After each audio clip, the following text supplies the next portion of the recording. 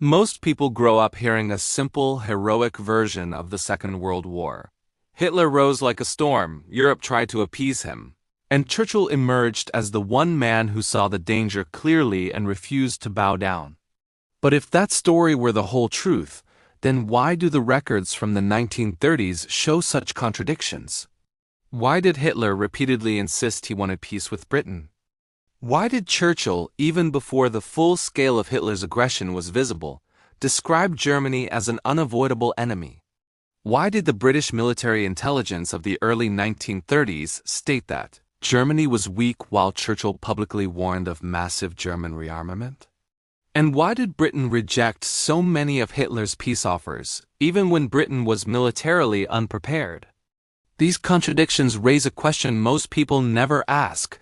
Did Churchill, intentionally or not, push Britain onto a path that made conflict inevitable?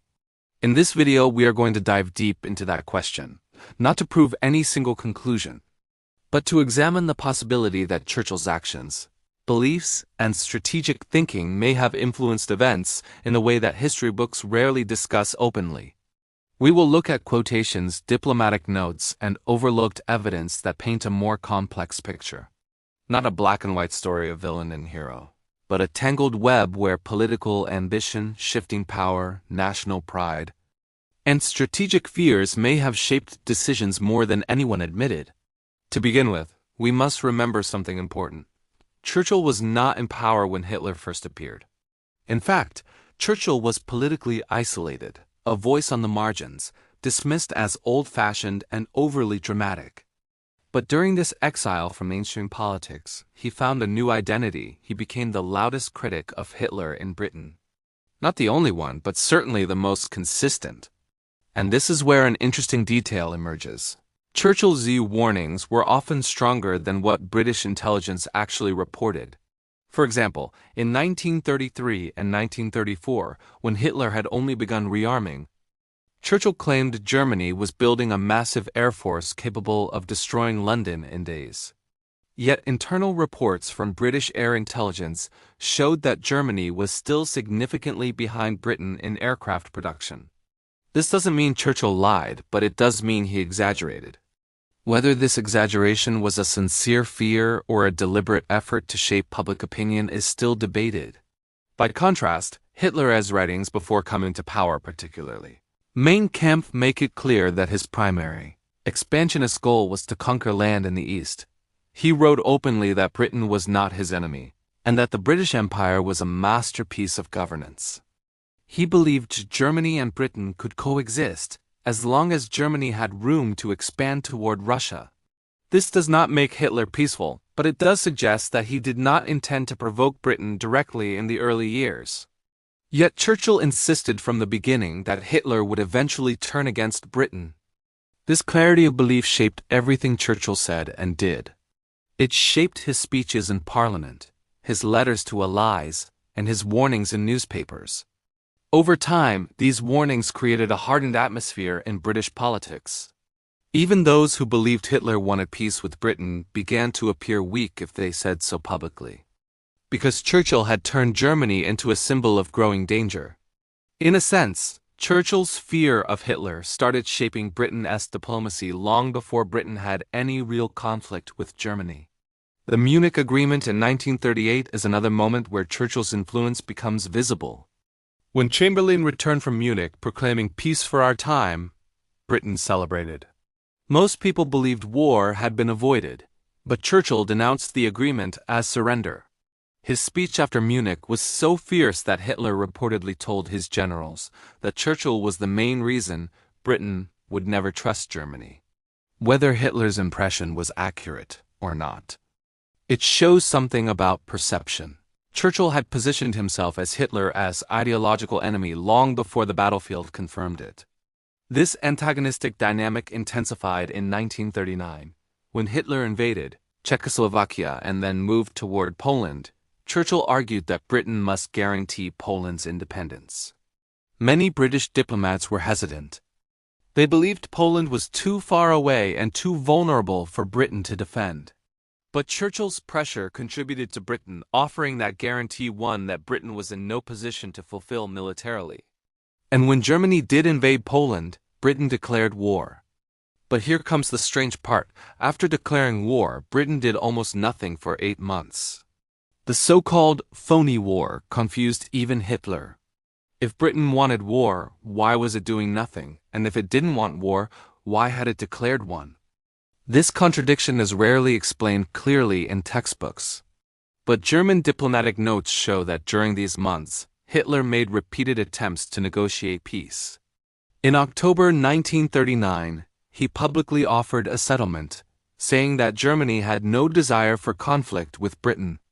Churchill immediately rejected the idea. 2 months later, Hitler tried again. On November 28, 1939, he said, "Germany and Britain were the 2 pillars of European civilization and should not destroy each other." Again, the British government refused. Once again, Churchill celebrated the refusal. This repeated rejection raises an interesting question. Was Churchill simply convinced that Hitler could never be trusted? Or did he believe that any settlement would weaken Britain's strategic future?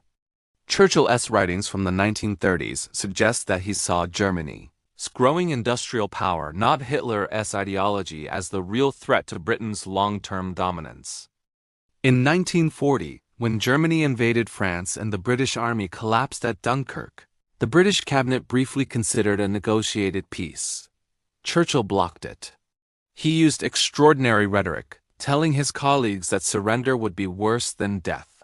The famous line, "If this island story is to end, let it end only when we lie choking in our own blood," was not a poetic flourish. It was a deliberate barrier. It ensured the cabinet could not pursue negotiation even as Britain stood unprepared for a massive war. Hitler, at this moment, was confused. Germany had defeated France. Britain had no army left. The United States was still neutral. Hitler thought Britain would settle. When Churchill refused, Hitler told his generals, "Churchill wants war at any cost."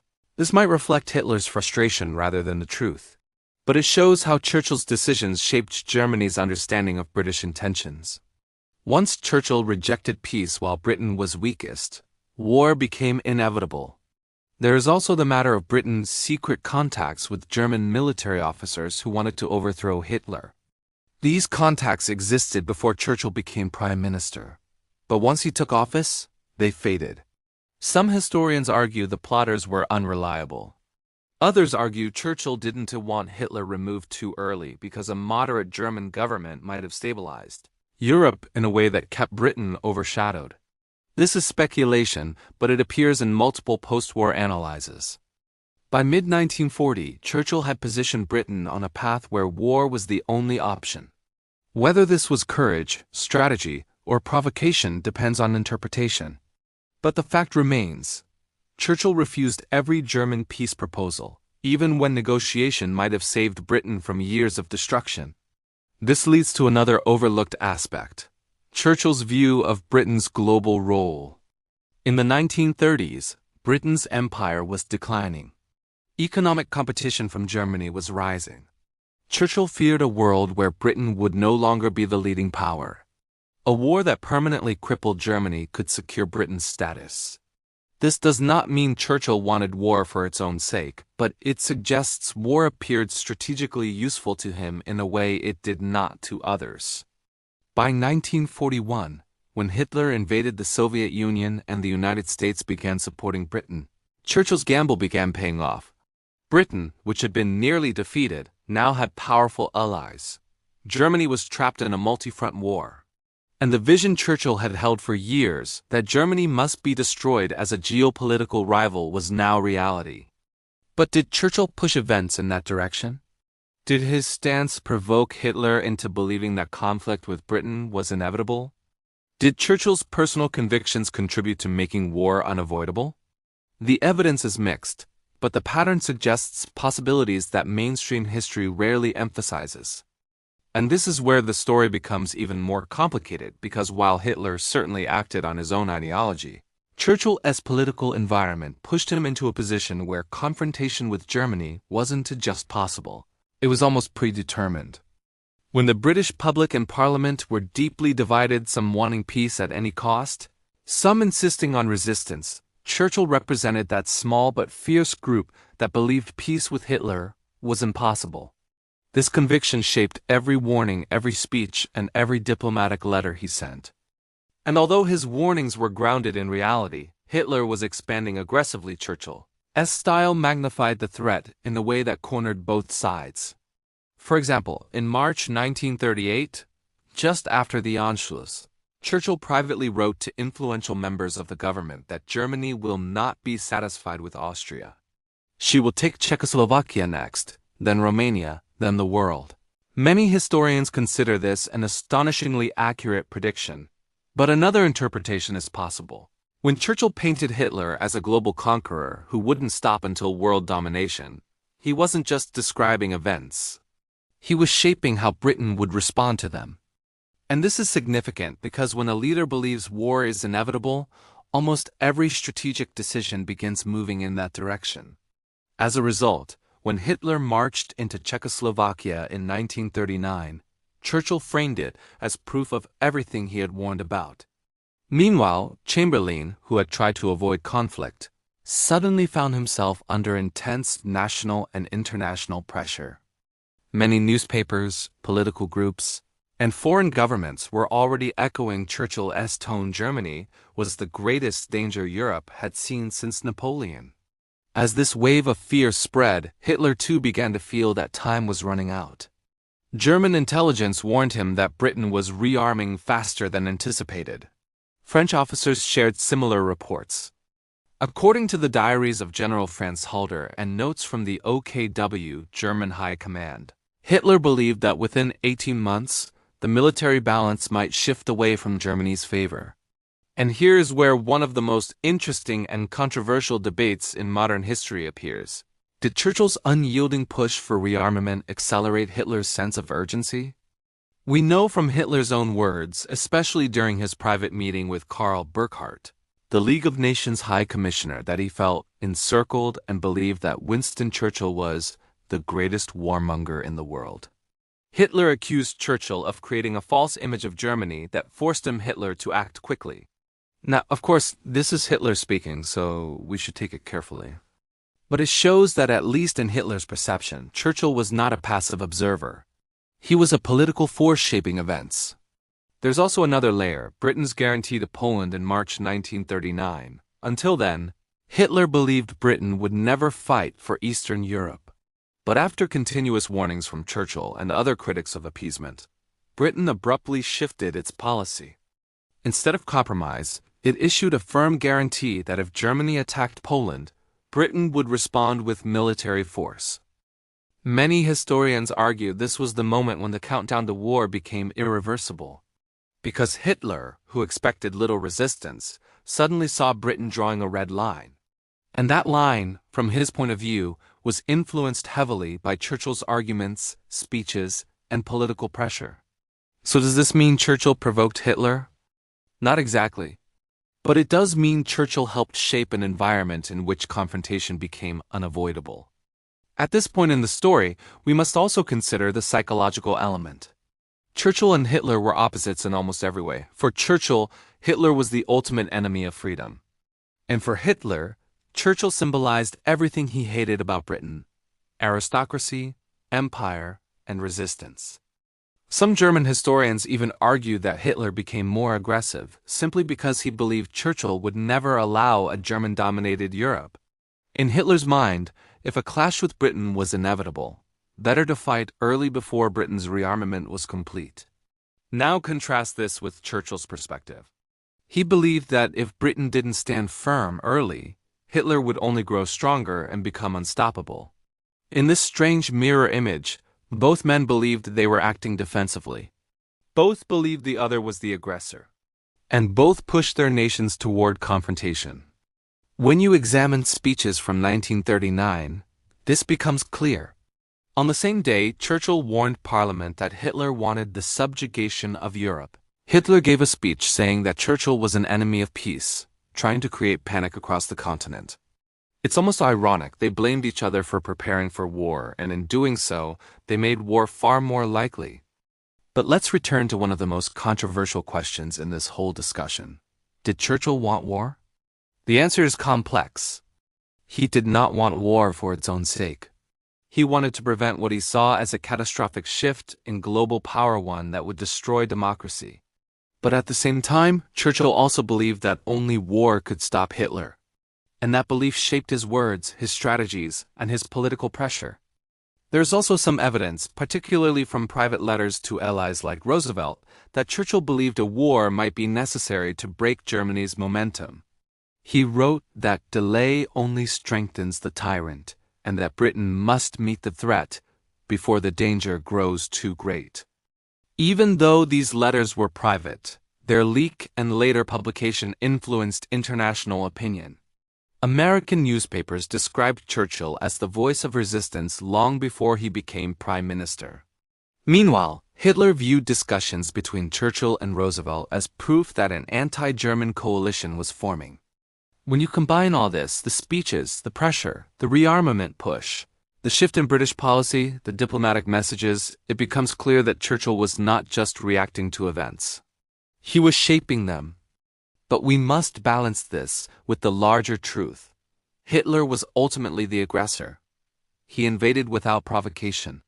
He wanted expansion. He violated treaties. Churchill didn't create Hitler's ideology or ambitions. What he did do was refuse to believe that any form of negotiation could restrain Hitler. And history eventually proved him correct. Still, this refusal contributed to an environment where misunderstanding, fear, and strategic pressure pushed both sides toward conflict. Let's also consider another overlooked factor: British intelligence leaks. Historians now know that Churchill had access to a significant amount of intelligence through unofficial channels before he returned to government.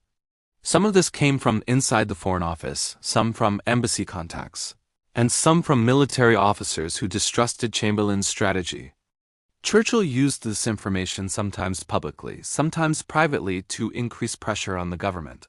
When he warned that Germany had produced 800 new aircraft in a single year, that wasn't guesswork. It was intelligence. When he said Germany had exceeded the limits of the Versailles Treaty 10 times over, that too came from real data. But exposing this information also alerted Germany. Nazi memos suggest that they believed Britain was preparing for a long-term confrontation. And that perception accelerated Hitler's own preparations. Once again, we see that Churchill's actions were defensive, but the effect on Hitler may have been provoking. And then came the final turning point. September 1939. When Hitler invaded Poland, Churchill immediately returned to government as First Lord of the Admiralty. And from that moment on, Hitler saw Churchill as the driving force behind Britain's resistance. In one of the most revealing moments of the war, Hitler later said that Britain would have made peace if not for that man of war, Winston Churchill. Of course, that's not entirely true. Britain had many reasons to fight. But the fact that Hitler believed Churchill was the main obstacle tells us how much Churchill influenced the course of events. So, did Churchill provoke Hitler? Not by encouraging him to attack, not by wanting war for its own sake. But Churchill did create an environment in which confrontation seemed unavoidable by warning loudly, by pushing for rearmament, by shaping public opinion, and by refusing to consider any compromise. Whether this was provocation or necessary resistance depends entirely on your perspective. But one thing is certain: the history we learn in school often simplifies this story into good versus evil, hero versus villain. The real history is far more complex. It is a story where intentions, fears, intelligence leaks, speeches, and political pressure all combined to create a path that led to the Second World War. And Churchill, whether we call him a defender or a provocateur, was at the very center of it.